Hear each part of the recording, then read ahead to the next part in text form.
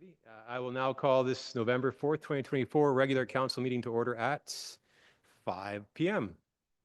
Before we begin, I'd like to start the meeting by saying that we respectfully acknowledge that the land in which we gather is the unceded ancestral territory of the Syilx Okanagan peoples and the Splatsin of the Secwepemc Nation.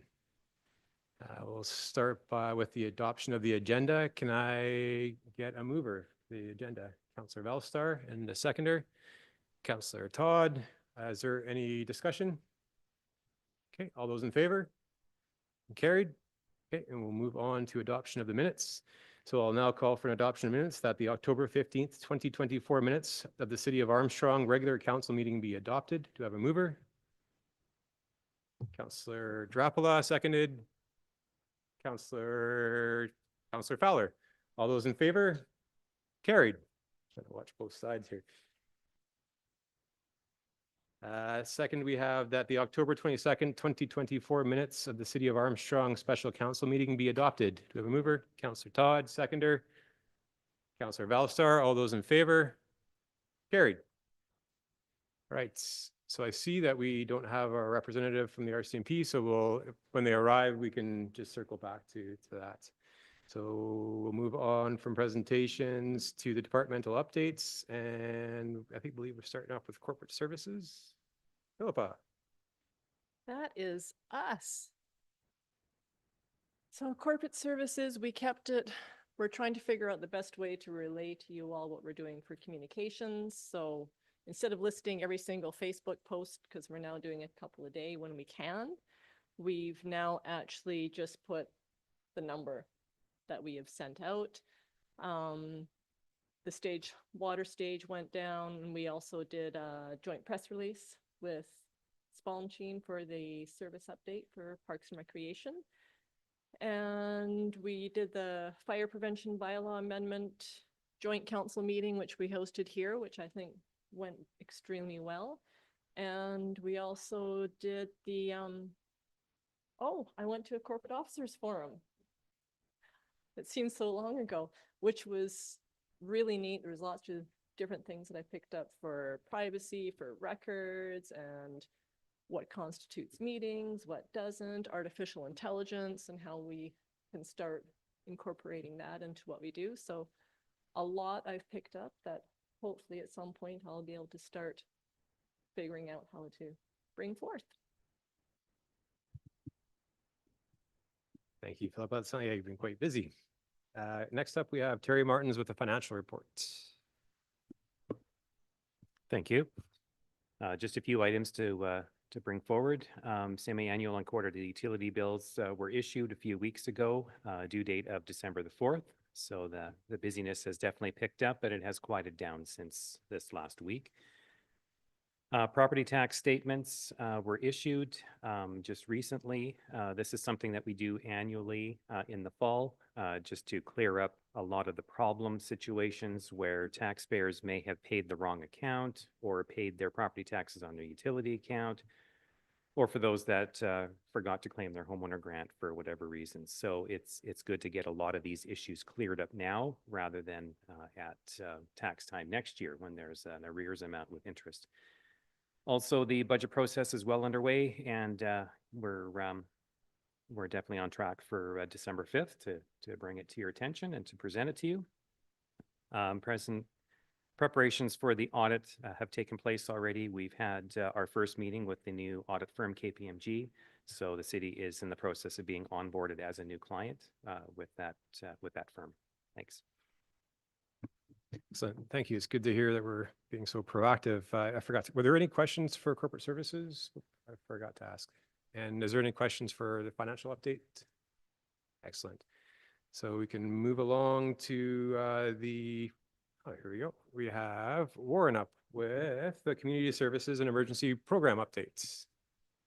Thank you. Under community services, we'd been notified that the visitor center's flag across the street from us was tattered and worn and needed to be replaced. So we were in contact with the Chamber of Commerce, who informed us that as of April of this year, Destination BC is no longer providing those flags and they are no longer in production. So they have let us know that they will be no longer needing the space for the flagpole. With that being said, staff had recognized in the past that the city had no formal policy or program in place to manage flags.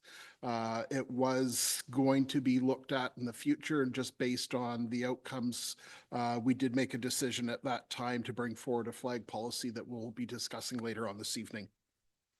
Attached, you will have a copy of your bylaw and dog control third quarter reports. There's no sort of real significant numbers that we're seeing any abnormal trends. We did see the typical increase of MTIs issued, for example, within parking and traffic violations during the period of the IPE. The number of violations were actually down this year considerably over last year, which was great to see, and that was mainly just due to increased signage, more effective signage, and then as well as Public Works doing some line painting and that for us this past year. So that was able to enhance some of the efforts that we've had problems with in the past. Fire Smart.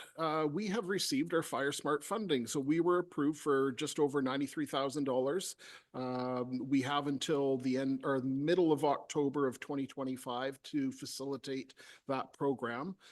We are in the process of looking at hiring a contractor for that position. We're looking at specifically as to when would be most effective to facilitate that program. So we would be hiring probably as late as the beginning of March. We want to ensure that we maximize the amount of hours that we have over the more seasonal time periods to take advantage of public education, getting boots on the ground out to community events, and then also being aware of sort of when we see heightened awareness around fire smart activities and wildfire work that needs to be done. So eligible activities that the individual will be working on once they're brought on board will be community planning, which would include public awareness, education, and community events. We'd also be looking at interagency cooperation. So that would include doing both a local resiliency committee as well as also the regional committee that's already been established that I've been working with within our area. 20% of the hours by the contractor will be put forward to facilitating emergency management programming. We will be looking at doing some edits, I guess, and amendments to our emergency management program based on changes to the Act from last year that will be reflective of working with our Indigenous partners, for example. And then lastly, the last component of the assessment or work that we'll be doing this year will be the Community Wildfire Resiliency Plan. And that will be to identify our primary risks and reduction plan for our community as a whole. The funding does not include any mitigation works to take place within our community on either city property or public property. That is the second stage of Fire Smart funding that we would be eligible for next year. So we do have public education components that we will be able to do. That wouldn't prevent anyone from going forward with doing Fire Smart works within their property. But the hands-on mitigation work that the funding's been available to other communities, we don't have access to that this year. We've just completed a best practices assessment with the MIABC, and that is to create a risk reduction and to minimize impacts of claims on the city of Armstrong. We've identified a number of risk exposures. We will be focusing on, and they'll be bringing back a focus on 5 of the greatest risk with looking at developments of policies and procedures for the city. They will be providing, I guess, a tailored guidance, as it was referred to support our community. And that will include resources and services to mitigate the risks effectively. And we anticipate that the MIA will be doing these plans plan assessments approximately every 5 years. So we should hear back within the next week to 2 weeks. So at the next council meeting, I'll be able to provide some additional information on what they've identified for our organization. And lastly, Downtown Light Up is taking place on November 22nd. That means there'll be a full closure of Pleasant Valley, both north and south. Activities will start at 4 p.m. and people can look to the Armstrong Spellmachine Chamber of Commerce website for more information when it's released. Excellent. Thank you. Warren, are there any questions about all of that? There was a lot. Oh, sorry, I missed that. Yes, Councillor Nietzsche. Yeah, thank you, Warren, for your report. Warren, on the MIABC best practices assessment, are we anticipating that we're going to have to redo our snow removal policy, given that the recent case law change in terms of the case in Nelson? Is that on the radar? It is on the city's radar. I can't get into specifics. No. We have been working with the MIA regarding a similar situation for the city. And at this point, we probably won't be looking at any changes or for a further review until June of next year. We anticipate we should be getting some further responses back from the MIA through the process that we're in right now with them. Excellent. Thank you. Councillor Fowler. Thank you. Warren, I'm just wondering about the bylaw enforcement. Those seems like some pretty big numbers. Is that comparable to this time last year? Yeah, I did take a look and then it did a comparable actually to the last 3 years. There's a little bit of give and take of say 10 to 20 files max of a gap on some of the different areas, but I didn't see any significant concerns. There had been a slight rise in zoning complaints, and those were more specific to a couple of individual properties, and that was along the same lines with unsightliness, for example, where we did have 2 properties that we were working on. We are aware that one of those properties, as council did designate them back a couple of months ago as a problematic property for our community, and it has actually since gone up for sale. So we're anticipating some of those numbers. We should see a trend downwards actually in this coming year. Any other questions? Excellent. Superintendent, thank you for joining us. I think I'm just going to finish the last update and then we'll move on to you guys if that's all right with you. Excellent. So moving along to Public Works, Brad.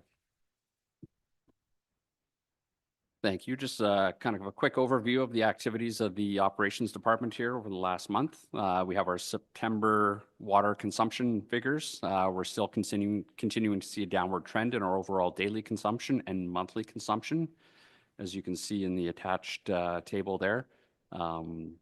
Provincial drought rating is currently at level 2, and we removed our water restrictions, stage 2, on October 25th in consultation with the province. We ended up keeping those in place a little bit longer to help maintain some of the critical habitat flows on Fortune Creek in consultation with the province and Splatcheen. Crews completed cleaning of our water reservoir number 2 on October 31st, and we hope to complete reservoir number 3 here by the end of the month and take care of that ongoing operational task there.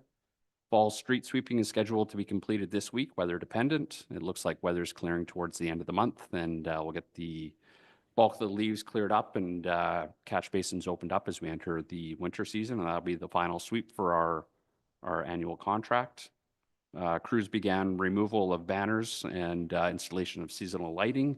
That will take place over the course of this week in preparation for the downtown light up on the 22nd. And we're continuing to work on some sidewalk repairs and replacements as weather permits, just to take care of some of those ongoing issues. Thank you, Brad. Questions? Anyone? I had a question. The sidewalks, which ones are identified for replacement or any kind of major repair? Do you have that handy? I don't have that list here. We are looking at replacement of a sidewalk let down at Okanagan and Rosedale, and then we have a few other sidewalk panels that have deteriorated to the point where we'll pop those out and replace those with new panels based on our risk assessment. Excellent, thank you. And planning services. Thank you. Philippa will take care of that. So planning was quite busy. They, as you can see in the written update, did a information session and also attended webinars. Our building inspector was absent for a week, a very unplanned absence, which we've never had happen before. So it has since had us, well, it left us scrambling a bit for that week. Absolutely. So what we've now done is we're trying to be a little more proactive, but behind the ball, I'm afraid. So staff has reached out to a neighboring municipality and just starting to find out different ways that they not only work with their permits, just to ensure we are on par with others and where we're different and maybe where we can change things if necessary, if council deems it so. And we've also found out that the Association for the Building Inspectors has a list of retired inspectors that do contract work. So we have reached out to them as well to get any local, sort of within the valley building inspectors. So when our inspector is absent unexpectedly, we are at least able to attempt to get someone out to do those inspections for us to keep business moving for our developers. Thank you for that report. It's good to hear that we have some options available to us and we're getting that all taken care of. Do we have any questions for planning? No questions. Excellent. So we'll circle back here. So I'll now call on Superintendent McLeod to share the third quarter 2024 policing report. Superintendent.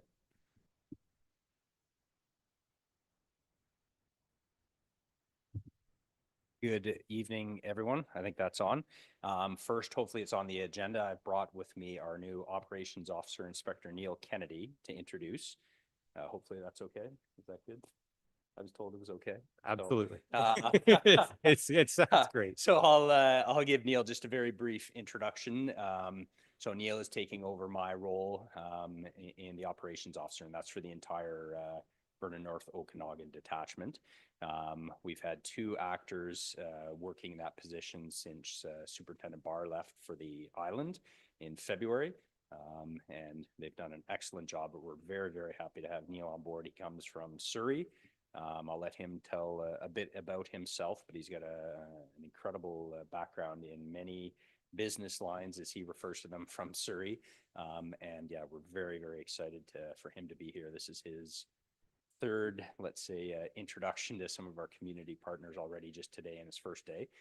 So if he looks a bit bug-eyed, that's my fault. But yeah, he's been doing an excellent job, and I'm very, very excited to have him here on board with the team, and I think he's going to be a great fit for us. So, Neil? Oh, let's go thank you, ahead. sir. Yeah. Putting me on the spot here is really testing me out on day one. Just let's get all in. So thank you very much. Appreciate the welcome. Looking forward to working with the community. Like I said, day one, over my 20 years in Surrey, it's had a privilege of serving that ever-growing community and its needs, and I look forward to doing the same so here in this region.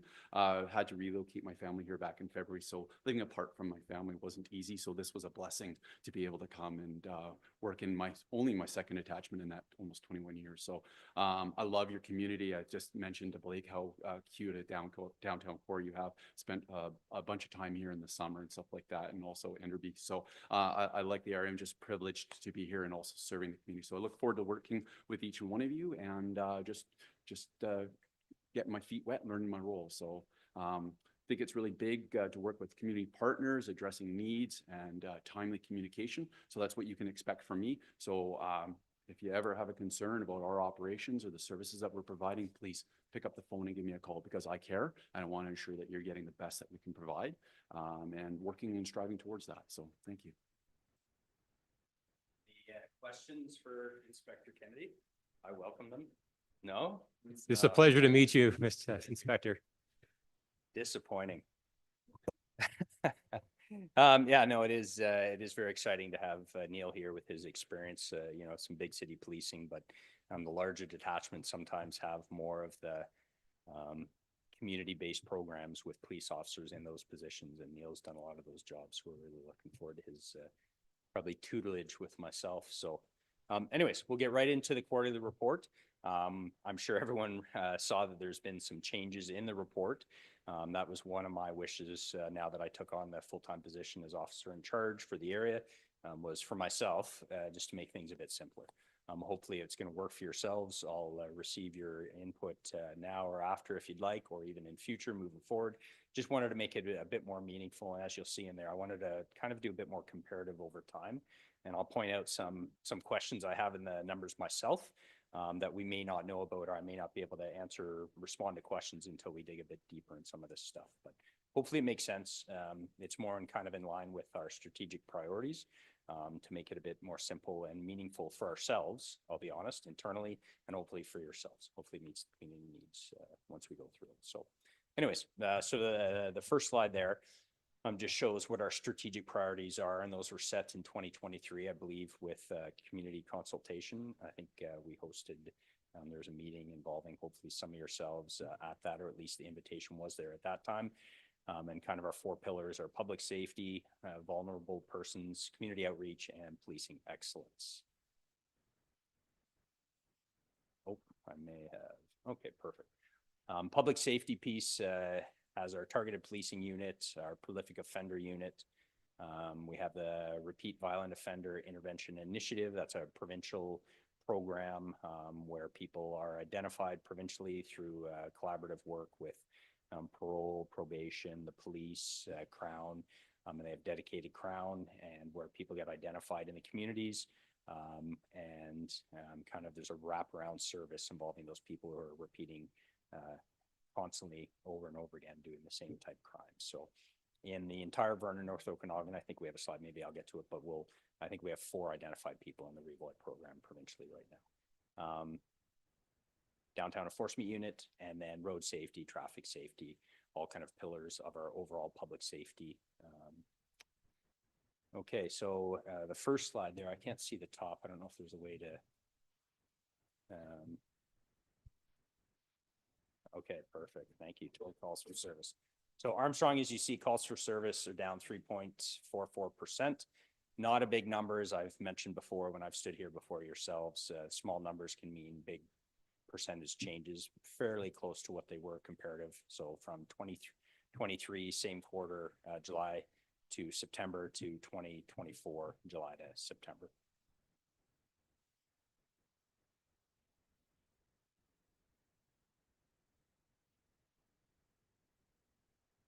Oh, there we go. Perfect. Thank you. Criminal code offenses in Armstrong, there is no change, 67 to 67. As you can see over time, again, I've just taken a 4-year snapshot, as I just wanted to be able to present those. Some very good numbers in the criminal code offenses overall. So no change. And the violent offenses, we have a slight increase. Again, small number, three files, 3 offenses. My leaders have spoken to no areas of concern that we're aware of. When you're talking about 3 files, and when it's violent offenses, it could be anything from assaults, sexual assaults. There's a wide variety of kind of scoring or file type that might be in there, but no real cause for concern. I'd like to see it lower, obviously. And you look at the 4-year comparators over time, and we'd like to see less. But again, there's some societal issues would be involved in that. But yeah, no real known cause for concern with that slight increase. So our property crime offenses are, as you see, down 9.67%. Again, a small number, 31 to 28 when you're comparing the quarter. But over time, you look at it's fairly steady. And again, sometimes that depends. I've explained before who's in custody, who's out of custody, those kind of things. But even though it looks like it get minus 9.67%, against a small decrease, but holding around the same for the last 4 years. Vulnerable persons, as I mentioned, is one of our strategic priorities. We have our domestic violence unit, and they provide oversight and investigate more serious domestic violence files, or provide oversight to those type of files that are happening in our communities. We have a sex crimes as part of our special victims unit. mental health calls, and the toxic drug crisis response, which we've reported on before. And I've mentioned the ICRT, our Integrated Crisis Response Team, before. That's two right now, and I've mentioned this before as well. Vernon City paid for regular members of the RCMP, coupled with 3 nurses to provide 7-day-a-week coverage daytime to respond to calls. They technically are based in the Vernon Coldstream area. However, they do respond and do assist and do support with mental health calls out in the rural. We are still waiting for confirmation of one of those positions not being converted, but having a new provincial regular member as part of that team, and then they would be coming out to the rural areas more often. Still have not heard about that confirmation, unfortunately. So, but they do help a lot, and you see in the greater report some of the stats and numbers in there, and they are again, this is who I go to, our watch commander sergeants, and ask them if they're making a difference and if they're helping them with the front end kind of policing and assisting with that burden on our frontline police officers. And our sergeant watch commanders are saying yes. A lot of these calls take time, 1 hour, 2 hours, 3 hours sometimes. And when you have an expert nurse with you, that to help, they can really make a difference. And it doesn't always mean we're apprehending those people or bringing them to the hospital. They know some of the history and the background of the people they're dealing with, and can really sometimes actually avoid a police officer making an apprehension on the Mental Health Act and taken to the hospital. They can be helped and supported in community. So a good win.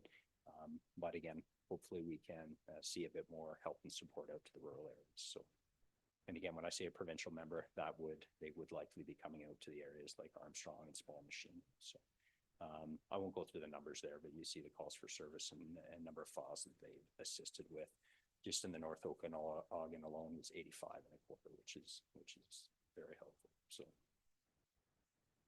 community outreach, the youth and connection, community engagement, the Vernon Community Safety Unit. So that's encompasses part of the volunteers, the RCMP volunteers, and then there's a very small group of Lumbee volunteers as well that we have. And there, I think in the greater report, they talked about obviously the Jean Miguet camp. That was in May, that was outside the quarter, but there's a lot of different things that our members are engaging on a daily basis, even in the community Armstrong here with youth and those kind of things. So policing excellence. So we do a lot of detachment level training where the members in the Armstrong detachment here in the city of Vernon, where they get a lot of in-house training. They have training at our PRTC, Pacific Regional Training Center, where they go to the most recent in-house training. We had our local administrative crown counsel who is actually coming and teaching to the members. We're very engaged. Neil's going to get to meet our admin crown, who's fantastic, and she really believes in helping the police and helping work through issues and training and identifying areas that we can improve on. So that's really good and very helpful. And then human resources and our established levels that we have. So we have a very dedicated HR staff sergeant who is constantly working on doing everything he can to bring in more members, replace any of our holes that we might have through long-term, sometimes sick leave, paternity leave, maternity leave, those kind of things. So I believe all of the communities received a letter from the commanding officer of the RCMP recently. It should have. And if not, let me know. But it talked about depot in Regina and just kind of gave an overview of 2024 and the number of applicants to the RCMP, the number of troops going through. And I believe they're planning to finish with almost 40 troops by the end of the year. Next year, they're going to be planning for 50 to make sure that we do have the correct staffing levels needed for the communities. So some really encouraging news there. So, and we just got a new recruit who just started in Vernon last week, and she's very enthusiastic, and it was very exciting to see her face there and all the. We have another member who I think was 2 years service in the Vernon North Okanagan detachment, and he was thrilled because sometimes there's some other duties, and being the most junior person in a detachment can be challenging. So very happy to see her, and she's actually from the area as well, which is really nice. So I won't go through our mission, vision, and values. And then my favorite slide, which is always thank you for your continued support. So I don't know if there are any questions. We didn't have the slides there about traffic road safety work, but if you did review the overall, you look at the 4-year comparators, and there was quite a bit more seemingly work done in Armstrong in road safety. And we looked at, I think they worded it in the quarterly report, contacts. So that's just a police officer pulling over a vehicle, and they could either be giving a written warning, a verbal warning, or a violation ticket. So when I asked, I couldn't get a real proper response as to why those numbers might be different, might be less seemingly. We looked at calls for service, as you saw in the quarter, were less and down, but violent crime was up slightly. The violent crime investigations, they often take more time. Does that mean that's less unfettered time for the members doing road safety work? Possibly, but I don't think it would account for those numbers. So there probably is some piece in there about how we count and score and how we track.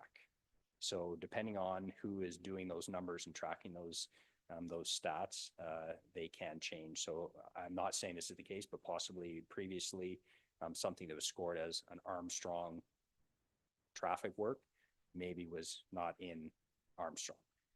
So now, and that is the danger of me putting out there, the previous 4 years of stats. But now moving forward, it's very clear when we do these numbers, they are going to be for Armstrong, and they are going to be quarter to quarter, and we'll compare. So always is a real push from myself. And I know in talking to Neil, I'm encouraged he has the same kind of feeling about that stuff. The road safety isn't about giving everyone tickets, but it's possibly about education, changing driver behavior and those kind of things. But sometimes we also get breach of probation, guns, warrants, all those kind of things from those traffic contacts. So it is a very important piece of our, as you see, of our strategic priorities, and we will continue on. But again, those numbers, I think moving forward, hopefully we'll see something a bit more consistent over the years. So that's about it for myself, unless there's questions. Yeah, thank you, Superintendent. I just wanted to comment that the report, I really appreciated how the priorities were laid out, and I like the picture of the multi-year comparison. It really helped paint the picture for me. And yeah, nailed my question exactly where I was thinking. And actually, I'm looking forward to a positive response on the ICRT as well. Yeah. But is there any questions for the superintendent? Yeah, sorry, Councillor Fowler. Thank you for the report and welcome. And I love that you love our little town. The Integrated Crisis Response Team, at previous public consultations, there was a lot of 2 or 3 years where the calls at the emergency department at the hospital were a big issue. Has this Integrated Crisis Response Team helped reduce any of those people that would have just gone straight to the emergency, or is there any correlation there? Yeah, I would suggest yes. If you go to, and I'll just refer to the actual quarterly report, I think there was so if you look out, there's a decrease, it looks like, in some of the emergency apprehensions. So if we refer to Vernon Coldstream, it was a minus 19.14% emergency apprehension. And most of those would be the police in real time apprehending someone who they believe is a danger to themselves or others, and bringing them there. So that to me looks like a decrease, again, without actually looking at every single file. That's how I would probably explain that. You see for the North Rural, you look at it, there's an increase in those. And that, again, many factors could depend on that. But I would hope anecdotally over time, we're just coming up to, I think we're in the first year of having a full-time ICR team. I think they came into effect in the fall of last year. So I think moving forward, we'll be able to kind of look at more of that and see. And sometimes a lot depends, like numbers don't always paint the picture. It depends on what's going on in the community. It depends on, unfortunately, what type of drugs are in the community, because they can have an impact on people who are trying to self-medicate and those kind of things. And those are our experiences. But I think right now, yes, wait times for us are less from what I'm aware of. And there's the odd time where a police officer is at the hospital for longer than what we would like. But we connect quarterly with Interior Health and the hospital, and they're fantastic partners for us locally. And they really understand and want the police officers to be back on the road. So having that nurse engagement with a police officer and then being able to do a lot of homework in advance prior to getting to the hospital, I'm sure it has had an impact. So, yeah. Or any other questions? All right, I just want to thank you for your time, and it's good for me to hear. I heard at the UBCM about how the challenges are with HR and filling some of the roles in the RCMP, and it was really encouraging to hear that there's steps and improvements that are happening there, and Yep. and I look forward to working with or hearing from Inspector Kennedy. Thank you. Excellent. Thank you very much, everyone. Thank you. Have a good evening.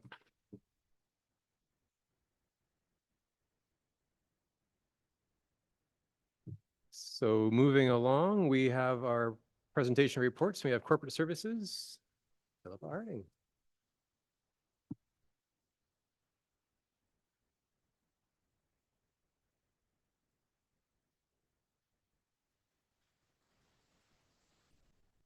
Sorry, Warren, you can come up soon, but.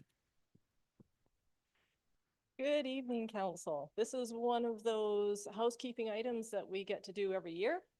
And under the community charter, we must approve and advertise our schedule of regular meetings for the next upcoming year.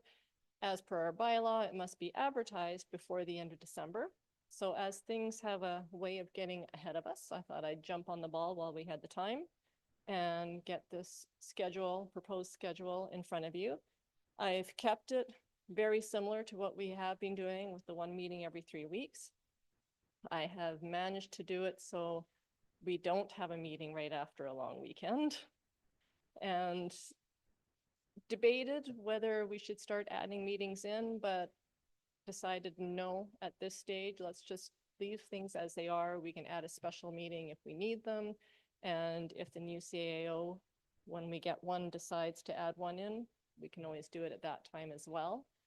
But the fear of adding an extra meeting in is suddenly we would have a meeting with one item on it. And 2 weeks later, we'd have a meeting with two. And we just have lots of short little meetings, which just aren't very productive for any of us. So our resolution is that the 2025 regular council meeting schedule be approved as presented. Can I get a mover? Councillor Valstar, and a seconder, Councillor Todd. Is there any discussion? Okay, all those in favor? Carried unanimously. Thank you. Now, next up, we have community services, the video surveillance on municipal property. Warren.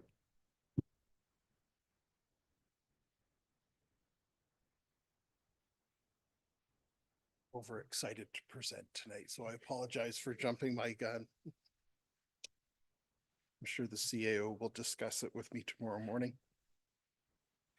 I bring to you tonight the opportunity to look at introducing a policy to the city of Armstrong specific to a video surveillance program for our city hall at this time. It was recognized at the time of the building being built based on past experiences and recommendations that we install a video surveillance program within the city of Armstrong City Hall. The surveillance program is based on an opportunity to look at protecting individuals, assets, and property, prevention, as well as also to assist in investigational opportunities. Over the past year, we have actually had a couple of different incidences where our video surveillance came in hand. I'll use for an example was the fire that took place next door to us at the Boys and Girls Club, where someone attempted to drain fuel from their vehicle. There was a fire. We were actually able to obtain surveillance footage of the vehicle coming and going from the property. We've also had some minor incidences here where we've been able to obtain information that have assisted us in dealing with a couple of different circumstances. So there is proof that it does work and it does support our needs. When it comes to video surveillance, though, there are specific things that we need to look at with freedom of information, protection of privacy for individuals. The system that we do have does not record sound, and that is a big portion of protection of information. We do only get a video or image. So for example, Councillor Fowler was out this past weekend with her crew, and they cleaned out the gardens in front of the property, and they came and went from the property. So that assisted us in determining, because when I showed up this morning, I didn't know what was going on and thought, what happened? Saw all these bags sitting out in front and quickly got an answer. If there was an incident, we do record those images, and it does provide us a great assistance in allowing us to gain and retrace information. The policy does follow and give us reasons to record the data. The policy also speaks to the responsibilities, signage that we would post, retention periods, as well as also access and sharing of information.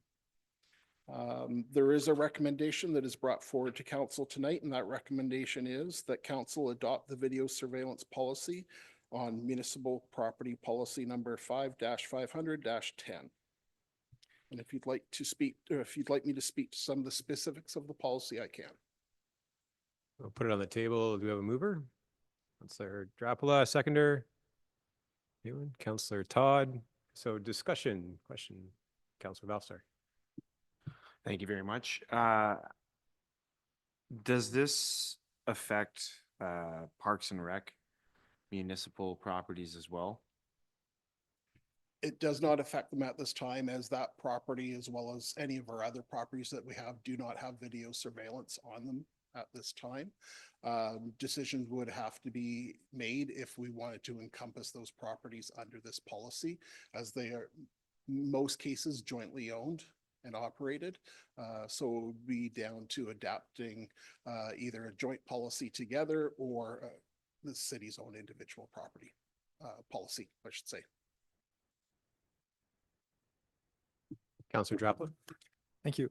I know with the school district, we're working towards developing the privacy management program. Do our municipalities in the same boat as needing to develop that type of program? As That the would school be a district are? question for our corporate officers, so you may want to. I was just ask that saying that again. with the school district, we've been doing work on developing a privacy management program. That's a new requirement. Is that the same for municipalities as well, or? Yes, it is. And we actually have a fairly good one going right now, but ever changing as well. Yeah, for sure. So our locally then, who's our privacy officer for the city? Is that you or you? Okay. Thank you. It's the corporate officer, yes. One of your many titles. Yes. Awesome. Okay, thank you. Any other questions? I just make a comment that I went through, I mean, I look at this at my workplace, and looking through the recommendations from the OCIO, I was able to check off boxes quite easily. I was quite impressed with how this, and it was a good refresher for me to make sure that I was aware of the pieces that were in there. So I commend staff on their work on this policy and getting it to where it is. So if there are no further questions, oh, sorry, yeah, question, Councillor Todd. Just to be clear, would this be City Hall to start with, and then maybe Public Works or Memorial Park, or just City Hall to start with? It's just City Hall to start with. I do know that Public Works does have a camera that they use for snow accumulation purposes, which this does not follow under that type of monitoring for surveillance. But if there is future, I guess, budget considerations for looking at further installation of cameras, then we may have to amend our policy at that time. But at this time, there's no processes in place to determine any further installations of cameras within municipal properties. Parks and Recreation has had some discussions, and I believe it is a budget item, but not for another 3 years potentially. Great. Last chance. Any other questions? All right, I'll call the question. All those in favor? And it'd be carried unanimously.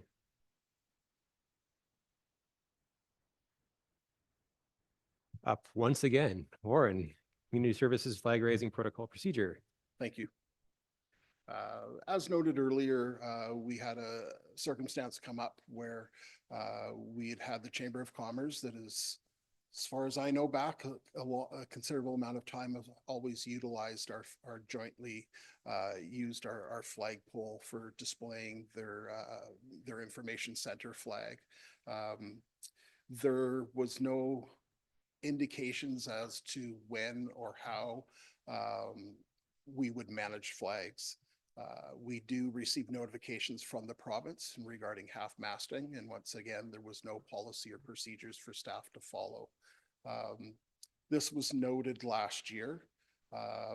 We saw a significant increase in the number of requests to do half-masting procedures.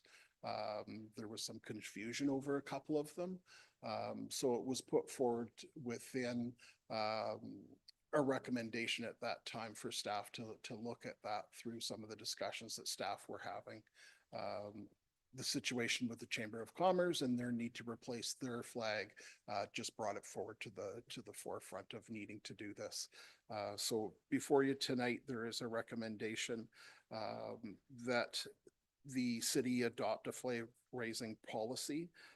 This would provide guidance for staff and for mayor and council, would provide consistency, accountability, and would facilitate how and when flags were to be flown at half-mast. The policy would also provide an assurance of non-bias.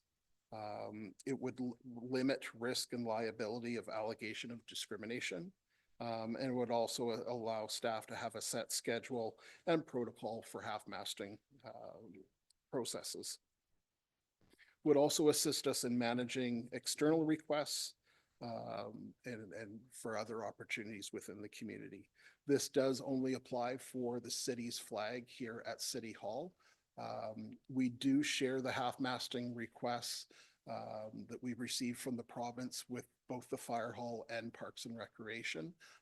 So it would be up to Parks and Recreation and for the commission to determine how they would like to proceed forward. But in most cases, both the fire department and Parks and Recreation do follow the protocols that we have that are set forward from the province that outlines specific. So for example, today we did receive one, but it applies only to BC provincial government buildings. It does not apply to municipal facilities. So with that, the recommendation is that council adopt the flag raising protocol and procedures policy 5-500-11. Excellent. Thank you. Can I get a mover? Councillor Todd, seconder. Councillor Valstar. Are there any questions? Councillor Valstar. Thank you very much. This might be a silly question, but on days that are not municipal work days, do we have people come in the morning for half-masting on, say, like April 28th, September 30th, November 11th?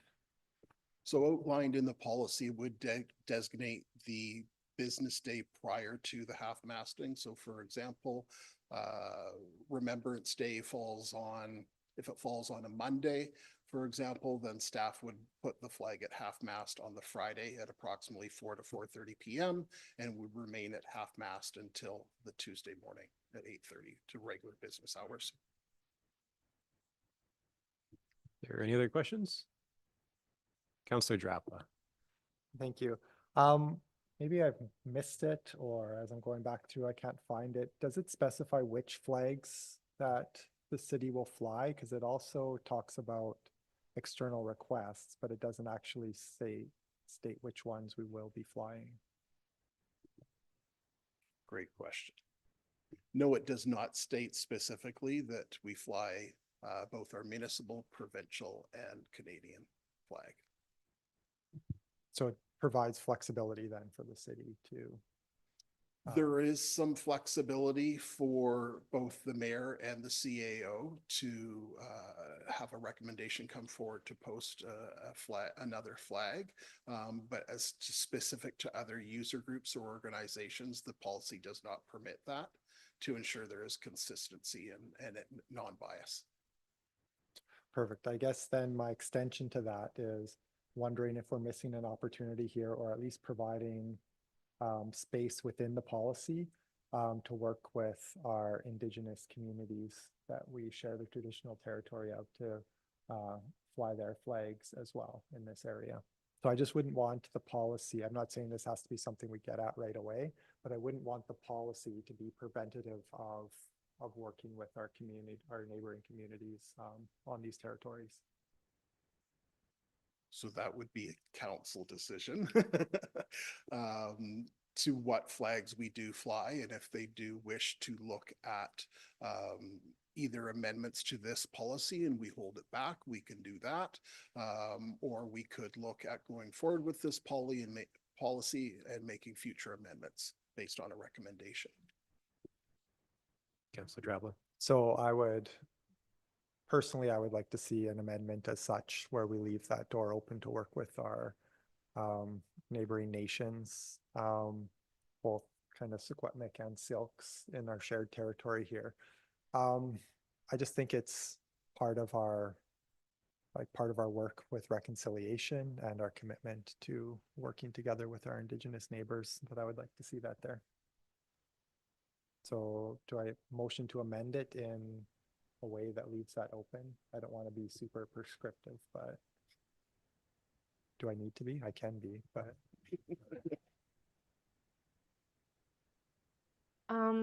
I would suggest for ease that if this is the route council wishes to go, that we call the motion but not carry it, and then bring forward another one that staff bring back the policy with the addition of the ability to fly.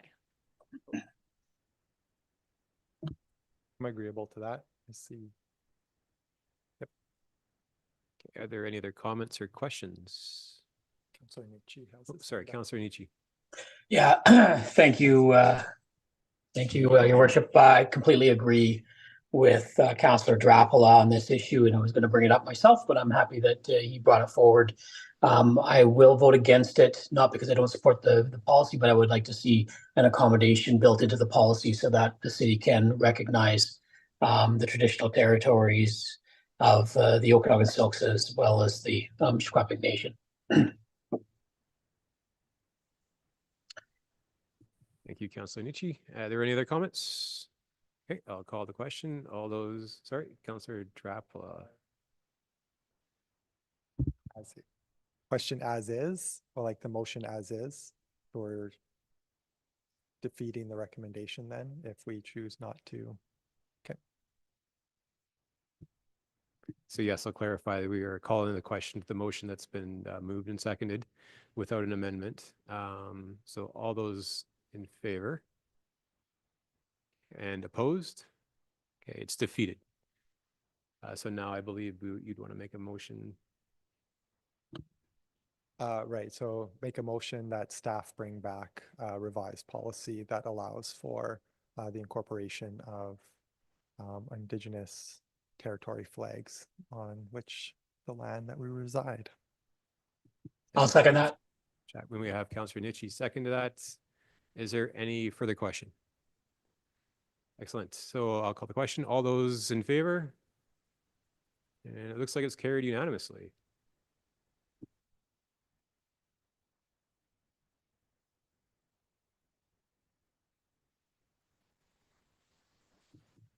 Thank you, Warren, for that report, for that recommendation. We look forward to that coming back with the amendment. Moving along to correspondence, we have a letter that came from Jesse, I believe. It was Lisa Marr, Civic Input, The World Needs Fossil Fuel Treaty. Jesse, we have a motion here. Did you want to speak to that letter at all? Or? Yeah, received an email from Lisa just requesting that the city of Armstrong join the World Needs a Fossil Fuel Treaty cause.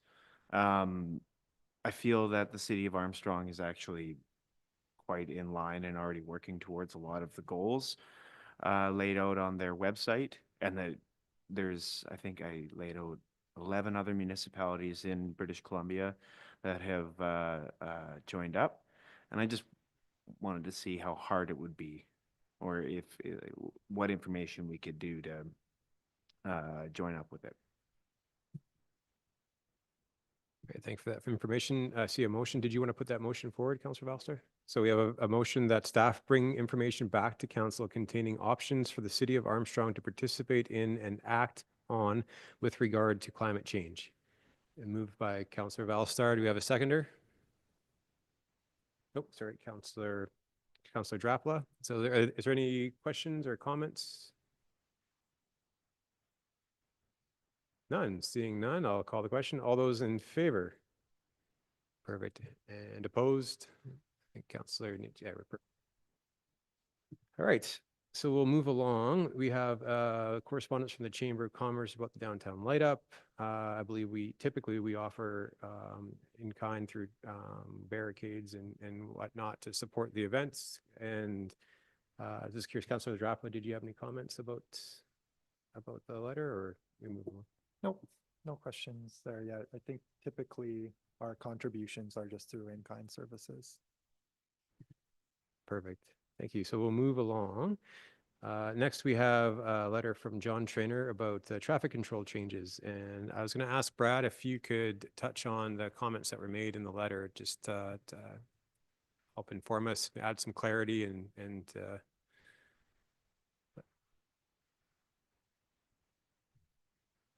Yeah, I can touch base on some of the comments made in the letter here. So I did speak to John on the phone, and we did review the process that was gone through for the intersection improvements. We did do that based on traffic safety study, in contrary to John's letter. That was conducted by Watt Consulting, which made recommendations, looked at ICBC crash data from all of our intersections based on our CMP reports, and identified the intersections with the highest level of risk. We had put together a grant application for speed reader boards in the community, and the granting body did come back and have a conversation with us to look at some options to make a bigger impact on safety within the community. We shared our traffic safety study with the granting body, and in return, they provided a traffic engineer to come out and review some of our problem intersections and make some recommendations on safety improvements that could be implemented. So that formed our grant application to the granting body for the intersection improvements, which was funded, and the traffic engineer had put together a design to basically look to slow traffic down as it enters the intersection, increase response times, increase pedestrian safety, and it realigns those intersections to align the center lines properly, and as well as meet the subdivision servicing bylaw for curb radii going into those intersections. So we were successful in that grant and implemented the changes to those intersections as a pilot project to see if we do see a reduction in the amount of instances and crash reports coming from those intersections. So we do have a baseline to compare to, and we'll monitor traffic behavior through those intersections for the next 12 months and doing continual review. There may be some tweaks that are needed, but this is designed to match all of our other residential intersections in town. Comparable, Patterson and Okanagan is the exact same, and people navigate those intersections and have for a number of years. The other kind of highlights out of the key points, lane widths from paint to paint is 3 meters wide, which fits within the acceptable standards for road use. The through movements on Pleasant Valley Road are actually 3.35 meters wide to accommodate that traffic going through.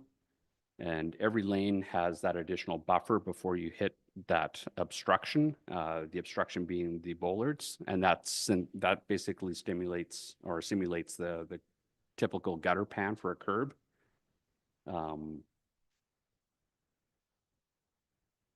The intersections will accommodate typical vehicle movements. Trucks, buses, even oversized vehicles can make movements through there. Pardon me? So, thank you.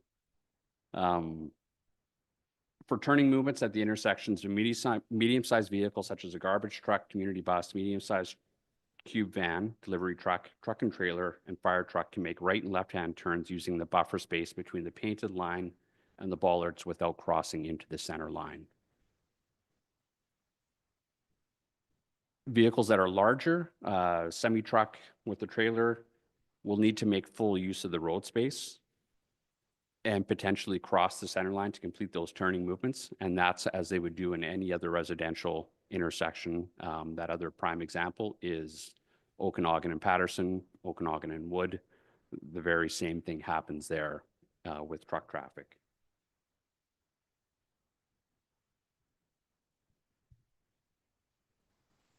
The other ones that, like I say, falls in line with the Transportation of Canada Association for Geometric Design for Guidelines for Roads in British Columbia, matches their subdivision and servicing bylaw requirements for curb radii. The intersections do slow traffic down as it enters it, and that is the intended purpose of it. People seem to get lost in the fact of the white line there. That portion between the white line and the delineators is there for tires to enter that area for movement around that corner. The fog lines as you come to the intersection are that traffic calming measure that it does slow people down. That curb radii still allows for those movements of trucks. When it comes to winter operations, we will continue to plow snow as we do. We will push snow back into that area in behind the delineators and haul out as necessary. Our winter practices will continue to be the same thing. With the reconfiguration of the intersections, traffic does slow down coming into those, and you do have more control to make your movements in the winter months. As any intersection in town, it is incumbent upon the motoring public to drive to road conditions. And that is the other thing that drivers have a responsibility for as well.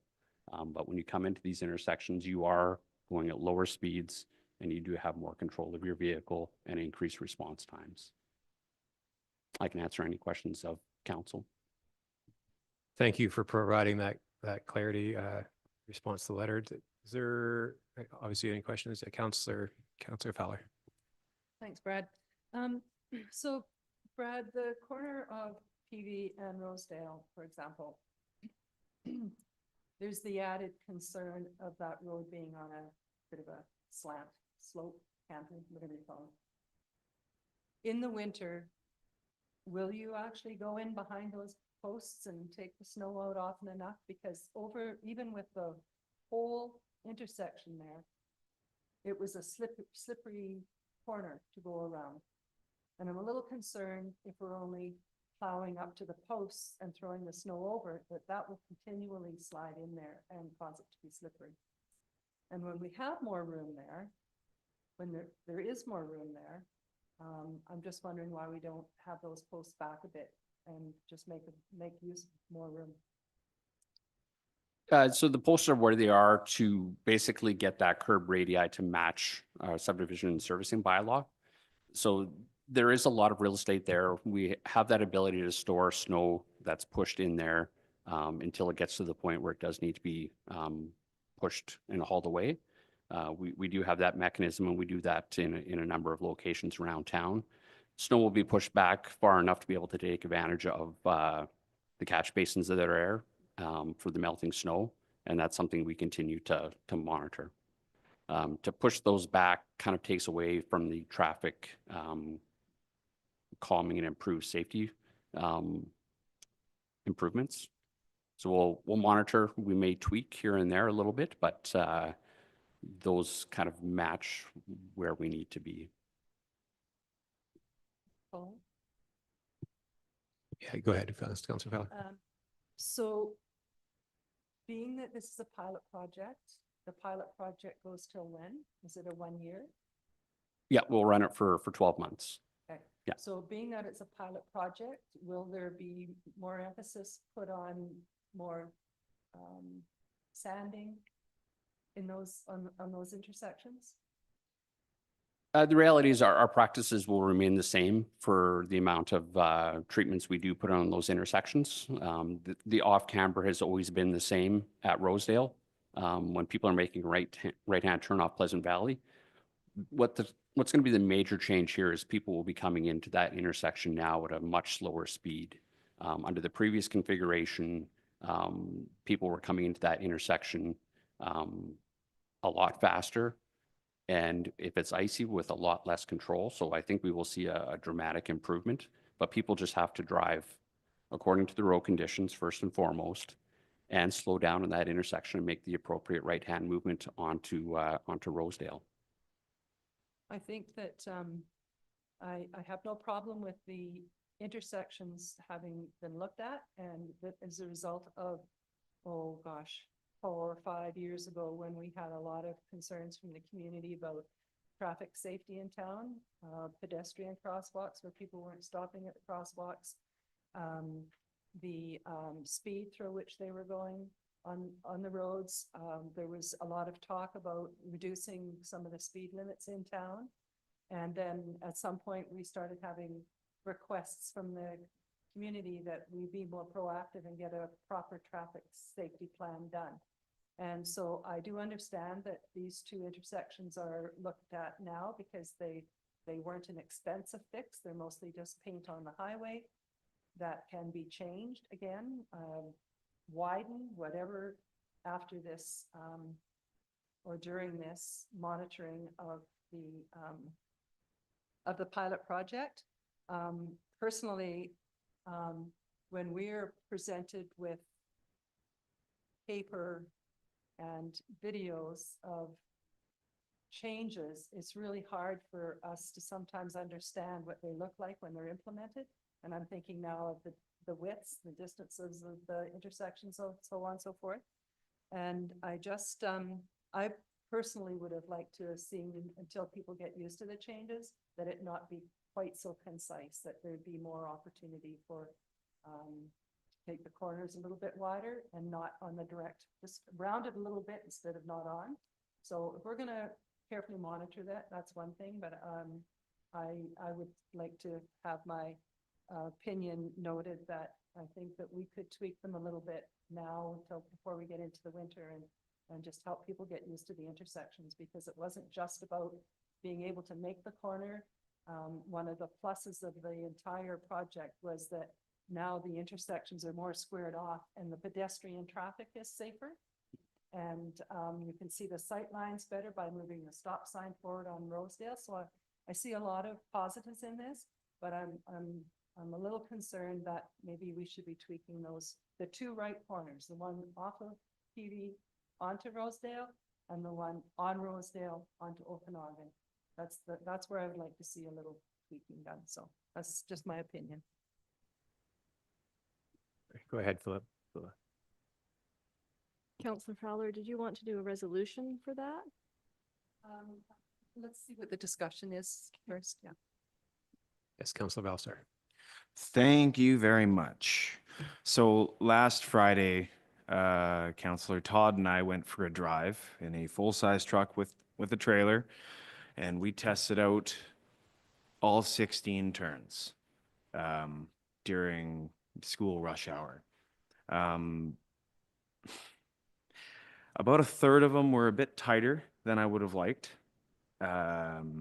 Most of them were, you have to slow down in order to get it, but I would say about a third of them were tight. Both of those right-hand turns that Councillor Fowler brought up were much tighter than I would have liked. But while we were doing our testing, we watched a full-size school bus make that right-hand turn and didn't cross the line. We saw it happen. So that's one thing that I'd like to just say. We did try it out, and if we could maybe have a bit more gradual of an approach, I think that that could be really beneficial. Because, well, the next thing, like I will bring up, I did have Neil email me the petition right now. It has 546 signatures on it. 546, go figure. And I think that that's super important to acknowledge because a lot of those are tax-paying Armstrong citizens. One question that I do have, because this is, but from the project zero something, I forget the name of it. But is the grant funding impacted if we make changes based on how we would like to see it versus what a traffic engineer, a professional requests, or sorry, not requests, but suggests? I guess that's directed to Brad there. Well, I think we should heed the advice and expertise from the traffic engineer. Making adjustments to it may not be the best course of action. The improvements are done to improve traffic safety and not necessarily for drivers' habits.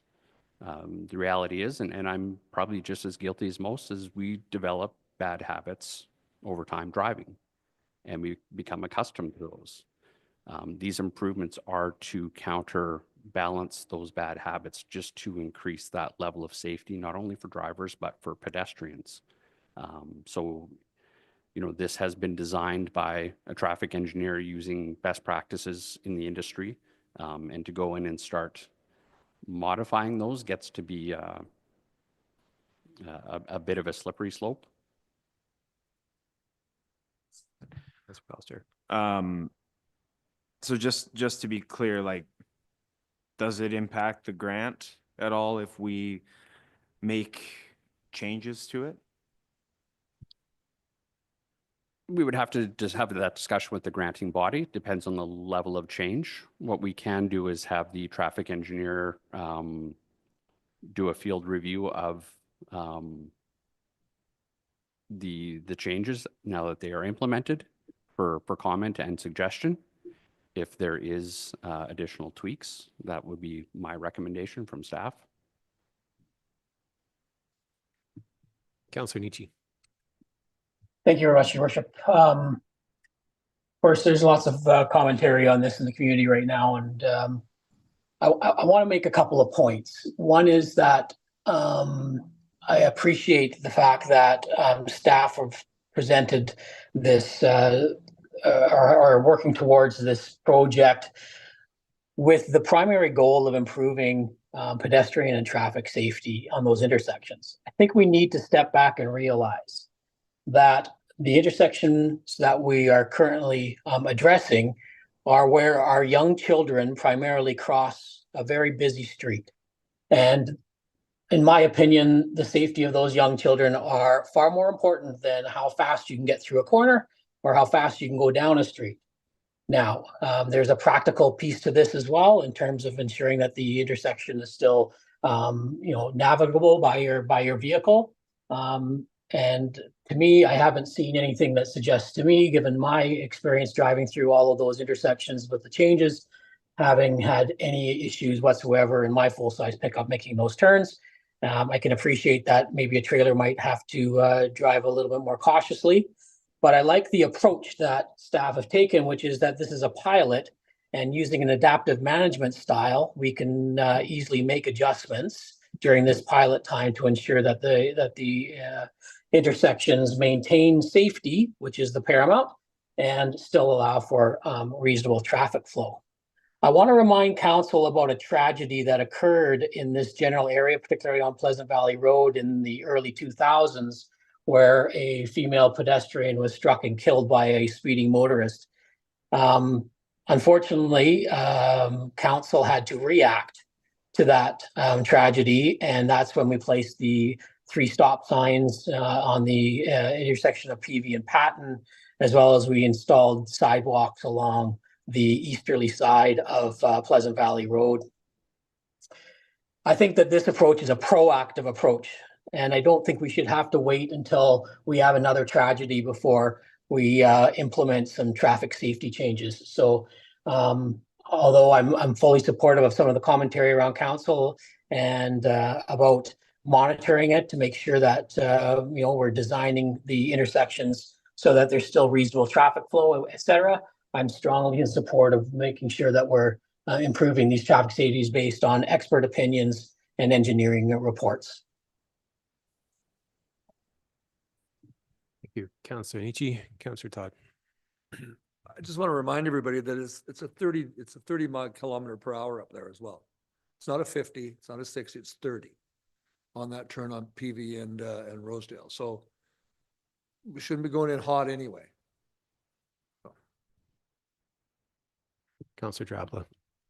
Thank you. I agree with comments from everybody. I think everyone has made some good points. I tend to lean towards what Councillor Nietzsche was saying. I think like we were proactive in this, right? And like Councillor Fowler said, it was at the request of the community to address safety in for our intersections, particularly pedestrians. And I think maybe that's what's being lost a little bit, is that when we talk about intersection safety, that people automatically think of like fender benders and car accidents, right? But I think a lot of those incidents that we're looking at too are interactions between pedestrians and vehicles. So I think we did the right thing as council by getting a traffic safety study done, right? To actually look at the data and make data-based decision making. And I think also like the approach of this being a pilot, right? Like the cost to change it back, if so deemed at the end of our pilot study, is not a lot.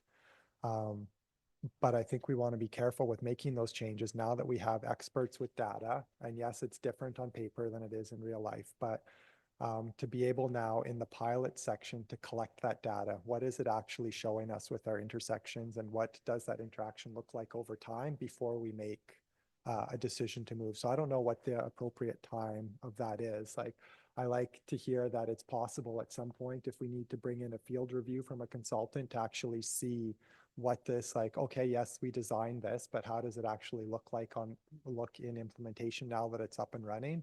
I think that can't hurt, right? To whether we make changes or not right away, but having that same expert come in and provide feedback, I think is fantastic, right? I think after a certain number of months, to reach back out to some of those stakeholder groups like the school district or the fire department and say, hey, like, now that you've been living this for 6 months, like, how's it going? Like, are there things, what are you noticing, right? And kind of grabbing all of that data information, including the same ICBC reports and stuff, and then looking at it again through a data lens of, did what we was hoping to happen, or did we miss the mark, right?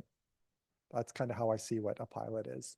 So I'm appreciative of the concerns. I'm also appreciative of our approach to this point, and I would like to see us have like a certain review process, maybe even kind of more of a plan than just 12 months along the line. But what does that review process look like throughout the course of the pilot? But I don't necessarily think we should go and start making some changes right now. Thank you for those comments. I think Councillor Nietzsche had his hand up earlier. Did you take it down? Okay, Councillor Fowler. Yeah, I appreciate everybody's point of view on this. I still have a few concerns. I do understand, and I'm thankful that there are professional drivers in buses that can make those turns. I do understand that there are people who have a pickup truck and maybe a travel trailer that aren't professional drivers, but they still use the road. And I do understand that a pilot project is perfect because it's not set in stone at this point how that's going to turn out. But I think with common sense, if we had been able to do this pilot project not starting into our winter months, I would feel more comfortable about that. Because driving, whether you're speeding or not on that corner, and I say this from experience because our son actually, when he was learning to drive, went around that corner, and he was one of the many cars that used to fly across the sidewalk into the school fence. And he says he wasn't speeding. But the thing is, I think there's a difference when we're doing this pilot project in the winter months because there's other things at play here. And one thing that was relayed to me today was a senior lady who had come down the hill from Rosedale, down the hill from Okanagan, stopped at the stop sign at Rosedale and was waiting for her turn to go. And a bus, like a handicap bus, not a full-size bus, but a wider bus came around the corner and probably was going too fast, but regardless, he put her life in danger because she thought the whole side of her car was coming out and all she was doing was sitting at that stop sign. There's nowhere for her to go when somebody is coming around the corner and they're going too fast.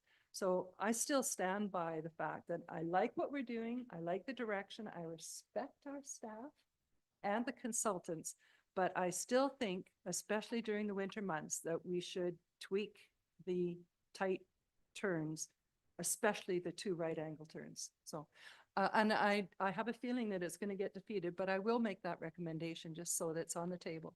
That, and I'll recommend that we have staff take a look at reducing the tight turn radius on the 2 right-hand coming off of PV onto Rosedale and off of Rosedale onto Okanagan. And I think, okay, that's my recommendation. I'll just follow it up by saying that people will get used to those turns and those corners. And at that point, we'll be able to have some stats. We'll be able to still tweak. This isn't going to be the end of a pilot project, but I would like to see those 2 right-hand corners tweaked. Okay, seconded by Councillor Valsar. So discussion on the motion to look at reducing the turn radius. Councillor Drapla. Just a clarification on the motion, is this for staff to bring back information on what that would look like or for staff to do it?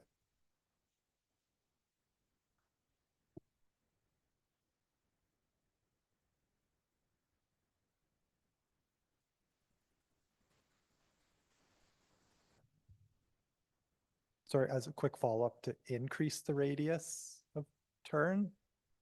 Right, make the corner wider, okay. Councillor Valsar. I think specifically as a starting point, push both of those corners out maybe a foot, 1.5 feet kind of thing. It doesn't need to be much, but it needs to be I don't necessarily think that we need to change the fog lines. It's specifically the post things pushed out a little bit and yeah, pushed in towards the curb, correct. I'm just going to have Brad. Do you have any comments on that? So from a staff perspective, we would be looking to a recommendation from a traffic engineer on any changes to that, because we are not experts in that field, and the engineer would look at it based on risk and make recommendations from there, just so so it's clear from staff's perspective, we would not be in a position to go out and unilaterally make that decision. Can that just be adapted into the motion then? Yeah. Even if it meant for the winter months, take out the posts on that corner.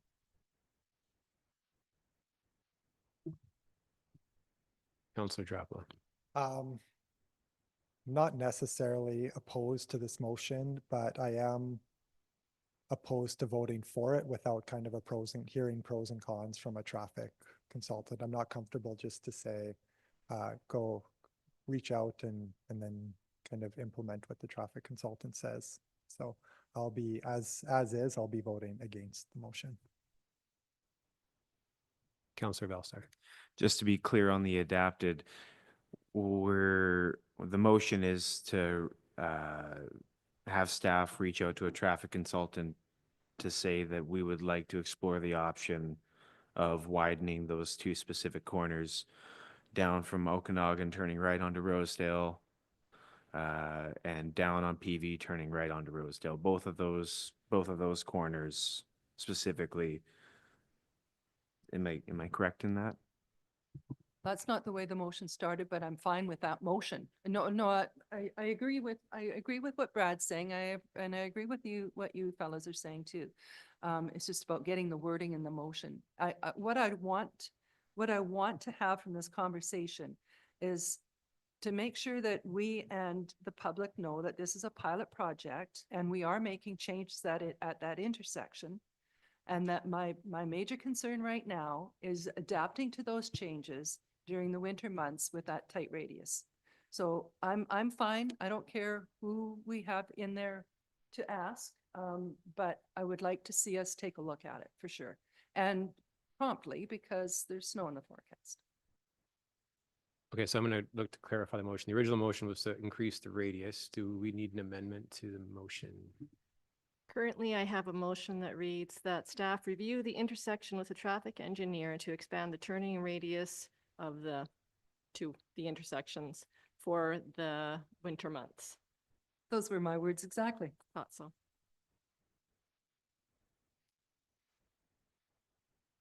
Councillor Nietzsche, did you have any comments? No comments. Councillor Draper, any further comments? I think my clarification would want to be that it comes back to council before a final decision is made. Would you like to make an amendment that say it would come back to Is it council? friendly, if that's not changing the intention of Councillor Fowler's. I just don't want to put words in your mouth for your motion. You So- put it forward, we can vote on it and we can decide if you want. No, I'm happy to have that in there. Okay. My purpose is that we take another look at it and do whatever we can in as quick a timeline as possible. And if we can I don't know how busy the consultants are going to be and how quick they can have it back, but if we can have it come back at our next council meeting, which is 3 weeks, then I'm fine. I see Brad's mic on. So to be clear, the curb radii on those intersections with the bollards right now is the exact same as we have in any of our other intersections in town. So we would be moving away from that, just so council is aware. So that's kind of our intersection standard, that curb radii. So that's just want you guys to be aware that that's what you're looking at adjusting. I think Councillor Todd, did you have it? It's a bit convoluted, but it just, what's the maximum we can go back to keep our minimum safety levels? You know what I mean? But what would the traffic engineer say? You can go back 10 inches here, or you can go back 5 inches here to keep to they've got a specific level that they've said, now this is safe, correct? Well, our curb radii for all of our intersections in town is kind of that standard. But you've got that extra land up there to play with. Right? And if we can give a little bit back without making it more dangerous again, we've got that extra land to play with. There's all that width. I'm just wondering I don't want to go back to the beginning, but I think we went a bit too far this way. So if we can go back a little bit that way and to keep everybody happy, I think perhaps, or not everybody happy, but at least alleviate some of the issues. We've gone back to, we've gone to the 7.5 meter curb radii. So that's, like I say, that is like all of our other intersections in town that vehicles can navigate. So to take these two intersections beyond that 7.5 meter radii, or make that radii wider, now looks at all of our other intersections as being narrower than that. See, personally, I'm not talking about all of them. I'm just talking about the one on Pleasant Valley and Rosedale. I think the one on Rosedale and Okanagan is perfect, as far as I'm concerned. I think moving that stop sign out was perfect, because that's way safer now, in my opinion. And I'm not a traffic engineer, but it seems way safer. That one up there, I agree with Jess. We made that turn. It was no problem. I think if you go in at, at a proper speed, it's fine. I got a smaller car though. I'm not driving a big truck. But there's lots of room to move around up there. I think if we could find a happy medium, I think that would go to alleviate a lot of issues. Counselor Fowler. Thank you. Just in response to Brad, I think the Pleasant Valley Road onto Rosedale one is the prime concern that I have because it's on that angle. It's got that slope. And I think about the winter, the snow, the ice. Of course, we'd like to see people slow down. And that's the biggest issue we have with our traffic and our pedestrian safety. I have no problem with that. But I have a problem with that slope, and I'm not sure if it means that that's even an anomaly from all the other intersections. I'd be okay with that, especially during this winter months. Counselor Drappel. Thank you. I guess really this is an issue in change management more than the actual intersection issue, I think. And maybe that is partly just in the communication that we've received as council from the consultant, like maybe sitting and having just kind of the rationale as to why those numbers need to be the way they are would help. I think being able to, for us to articulate that to the community when they come asking kind of why, and being able to have that information handy. And if the consultants can't answer it, then maybe we do have a right to be questioning why they chose that particular radius, other than just that it's standard with all of our other intersections. So I'm in support of getting more information from the consultants and looking at that intersection as to why they chose those numbers and why it's so important, or and then kind of going from there. Okay, so I think we're a little all over the place. I want to make sure we're clear on the motion on the table. Philippa, can you read one more time the motion that we have on the table? That staff review the intersection with the traffic engineer to expand the turning radius of the intersections for the winter months and bring results back to council. Counselor Valstar. If we need a starting number, I'd like to suggest 18 inches towards the curb for both of those turns. Just throwing it out there. Counselor Drappel. I really don't want to get into the operational world of talking inches. I think really what I'm comfortable at voting in favor of, and I'm not saying that we should make an amendment, but I'm in favor of the consultant explaining more clearly why they chose that data.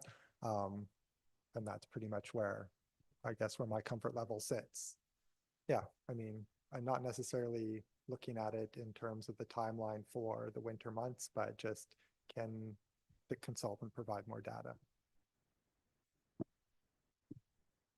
there any other questions or comments? All right, so we've read the motion and it's on the floor. I like the idea of bringing information back for us to be able to hear that, and the more information we can have to understand why this option was perhaps selected over other options, or why this is the best option to meet the goals that we're trying to achieve. I support that. I support the idea of that. So I'm going to call the question. All those in favor? And opposed? We have Councillor Drappel opposed. Motion is carried.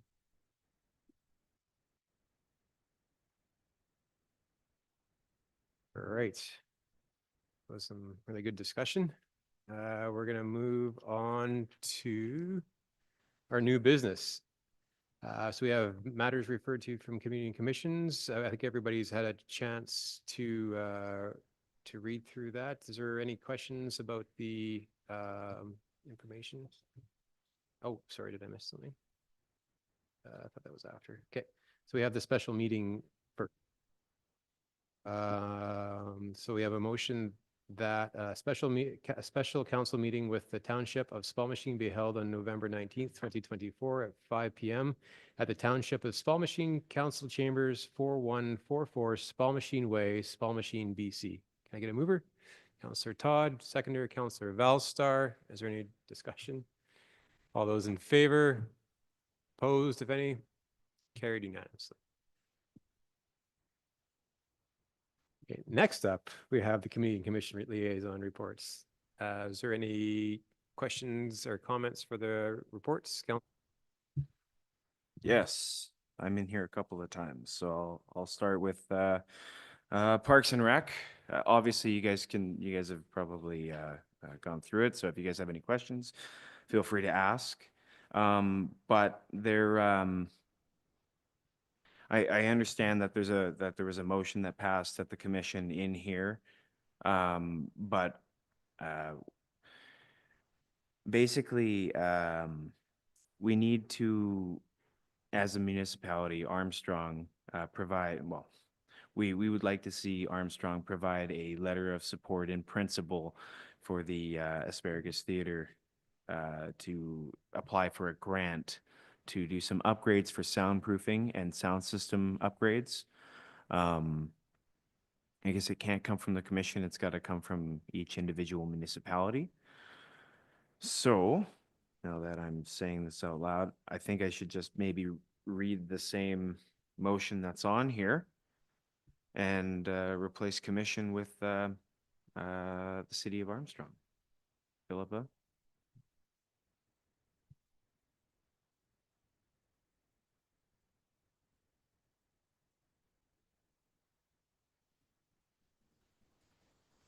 Is that all right? Do you need me to read it out?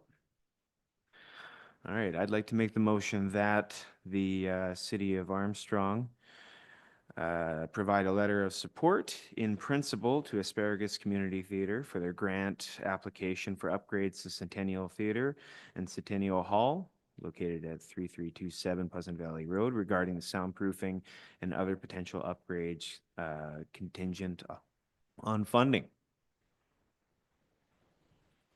Oh, yes, and that, sorry, yeah.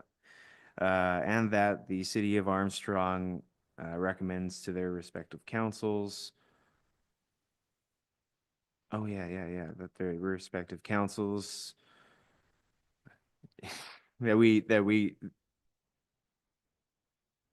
yeah. I don't know if the second part really. The goes second into part this. will be that, and that the city of Armstrong support in principle the Asparagus Community Theater, BC Arts Council grant application for, there we go, soundproofing and other potential upgrades of Centennial Theater and Centennial Hall located at Pleasant. Perfect. Thank you so much for helping me out with getting through that. As painful as that was. For- Where? Oh, as well as a letter of permission in principle contingent on the project meeting the BC Building Code standards, consultation with the City of Armstrong Building Inspector, as well as any budget implications of the City of Armstrong and the Township of Spalmachine are realized and supported by both communities. I imagine that last part is in the motion because they are financial partners in that project as well, or those buildings. Is that correct? Yeah, okay. Okay, so we have the motion made. Yes. Do we have a seconder for that motion? Councilor Drapla, is there any discussion on that? Councilor Drapla? Essentially, Asparagus Theater is providing or searching for grants to upgrade the sound system. They were looking at some other potential upgrades that turned out to be pretty expensive. That's why there's all that stuff with the building inspector, and they wanted to do some soundproofing for the walls. That just doesn't look like that's going to come to fruition. So at the commission meeting, we supported them in principle as long as whatever they were going to do wasn't going to cost both municipalities a whole bunch of extra money in terms of upgrades, right? If they found out that they needed to do more than what their grant was able for. So that's the in principle part. And then the letters of support came because the grant was asking if they're actually authorized to conduct any work on that property, which they're not owners of. So we are. I guess my question seeing is that we're the owners. I was just curious if Brad or anyone had any comments about just the inspections and the stipulations put on the grant or put on the letter, basically saying the inspector as well as the budget implications, if anything other than the inspector comes to mind for potential concern. Do you follow what I'm saying? So it says in the motion, it says City of Armstrong, it says consultation with the City of Armstrong Building Inspector. I'm just wondering if anyone from staff is suggesting that we may need more than that, or if we're good with the way the motion reads. Through your worship, I am aware that the building inspector did have conversation with representatives from the Asparagus Theatre. There would be an undertaking, a building permit required. That potential would require that there may be other additional building code issues that would be identified at that time and would have to be adhered to. So that being said, I think the Asparagus Theatre is going back to have some further discussions on how they want to proceed with this. But I know that our building official did have those discussions. There were some concerns expressed over that it wouldn't be something that would be able to proceed without having the proper documentation and dealing with the other issues that may come up.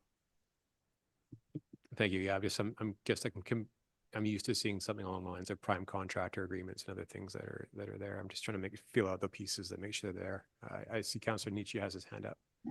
Yeah, thank you, Your Worship. I'm just wondering why we would need to include it if it was the commission's addition of that letter of permission portion, contingent on the BC Building Code standard, if that was our own addition or if that was a recommendation from the Asparagus Theatre to add that language if they needed it for the grant. Because basically what they're asking for here is just simply a letter of support or a certified resolution like we're creating here to support their grant application. The building inspection and permitting and whatever else will come farther down the road once they've completed their design work and applied for the building permits. So I don't think we need to fetter potential building inspection or development or permit requirements by kind of confusing that into this motion. So I'm just curious for the two commission members, was that just something you put it in there as an abundance of caution, or was it a request from the Asparagus Theatre to add that in there as part of the grant? Councillor Drapla.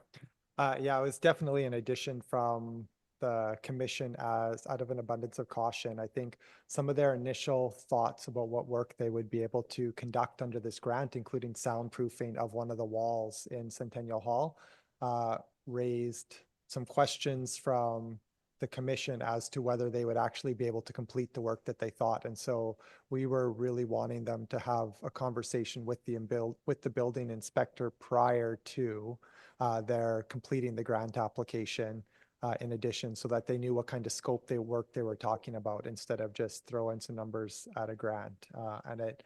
I think they realized that it was going to be much more than they had intended. And I think from what I understand is they've really backed off their grant application now just to worry about the sound equipment for the time being for this grant application intake because of the tight timeline. So I still think they would like a letter of support super quick. Is it the 6th? November 6th is the application date. But I don't know if we need to have the building inspector part in there anymore. I think that was just an abundance of caution at the time of the conversation. So if I may, Your Worship, why wouldn't we then just pass the first portion of the resolution? Because I think it's redundant unless there's two different grants that they're applying for. Why would we just stick to the very first that of part of the resolution and not recommend this and that portion?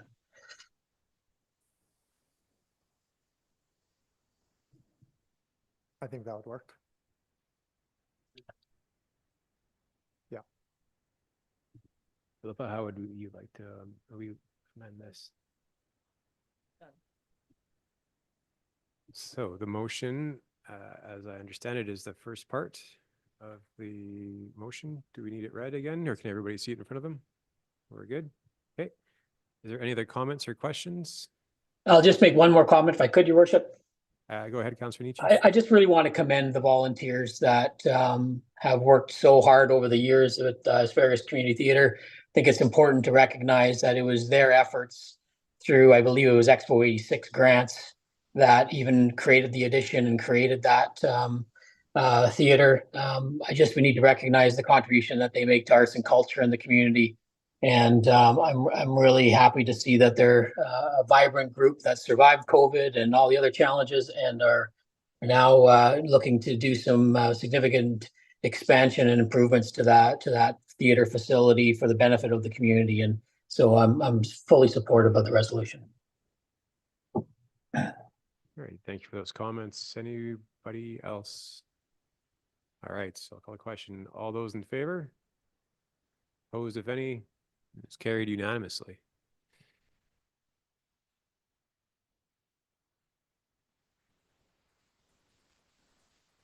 So we have the joint trail roundtable. If there's any questions or comments for that, as far as no questions or comments. Okay, Councillor Fowler. Thank you. Yeah, I just wanted to add to the facts here that we welcomed the Rail Trail Roundtable to Armstrong and showcased our new City Hall and actually did a walkabout on the trail and had a look at some of the things that are still yet to complete concerning some hydro poles that need to be changed and a few other little tweaks. But it was a great morning and it was nice to have everybody here. Councillor Drapla. I think just a personal kind of comment on that is the rail trail falls on one of my regular running routes, and I've really enjoyed using that trail instead of running along the highway coming off of Powerhouse. Yeah. Oh, it's open. Yeah. It's been open for years. Yeah. Well, it's good to hear that it's getting some unofficial use. Is there any other questions or comments? Okay, moving along, we have Councillor Drapla. Did you want to say anything about the Armstrong Small Machine Museum and Art Society? Yeah, I'll just kind of have both of my liaison appointments there. I can go through quickly. I don't think I need to add much more to the museum. Thank you everyone for coming out to that meeting at the museum. I know that they really appreciated being able to show off the space and talk about the work that they have done, right? And kind of just along the same lines as Asparagus Theater, right? Just a ton of volunteer work that goes into keeping the arts vibrant in our community. Chamber, I'd like to talk a little bit more about. I'm excited for the opportunity to talk a little bit more about what they do there and getting back to these reports. Lots of information and stuff that goes on there, and I can always provide you guys with more information. I think some of the bigger things that we're talking about or that they have is they had a presentation from an Armstrong Business Collective. So again, just more business owners coming and making presentations, trying to come up with ways to increase like just collaboration and traffic into their businesses. And so there's a presentation on that. Patty's report is usually pretty insightful as to just how much work that they do. They apply for a ton of grant money and get that throughout the years. I think something that was highlighted is just that our fee for service with the visitor center is coming up, and there'll be some connection with our CFO to ensure that our grant money continues into the future. Right now, we're providing $25,000 to the visitor center support from the city. And they'll also be looking at the leases for the visitor center building as well as the caboose area. Staff-wise, I think, so just so that council is aware, is that Patty spends 35 hours a week working at the chamber. They have Rhonda and Donna that each spend 8 hours a week. They have Haley Martin, was a student that's working 25 hours a week. And Thomas White is a summer student that has been able to stay on until December 15th. So there's a lot of man hours or people hours that go into making that work happen at the chamber. Projects that they're working on an Indigenous tourism project. So they have approval from Destinations BC to amend their initial proposal.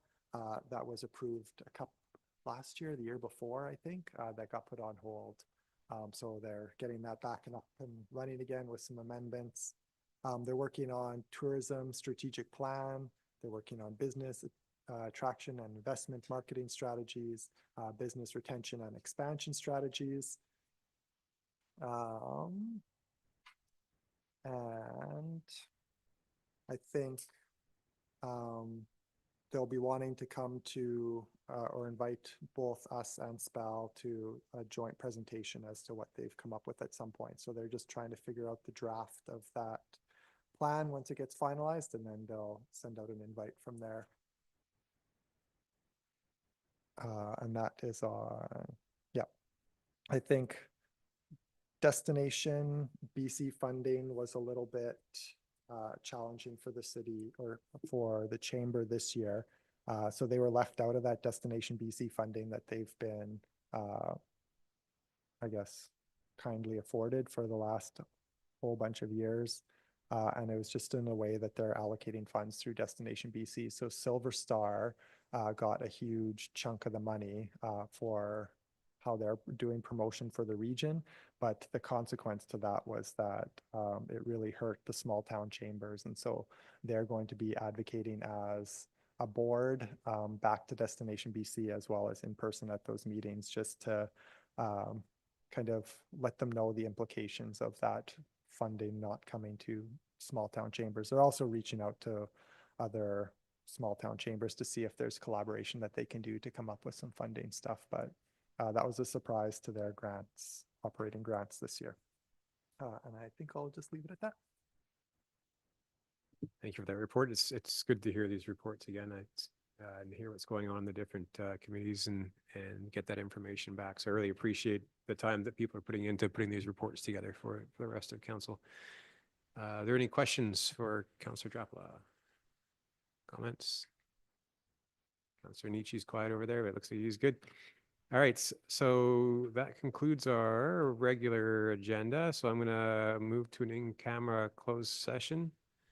So I'm going to put a motion forward that, ask them to put a motion forward that council move to an in-camera pursuant to the Community Charter, Section 9, Subsection 1C, Labor Relations or other employee relations. I, receipt of advice that is subject to solicitor-client privilege, including communications necessary for that purpose. K, negotiations and related discussions respecting the proposed provision of municipal service that are at their preliminary stages and that, in the view of the council, could reasonably be expected to harm the interests of the municipality if they were held in public. Can I get a mover? Councillor Drapla, seconder. Councillor Valstar. All those in favor? Carried unanimously. Let's take a 5-minute break and then we can come back to our in-camera.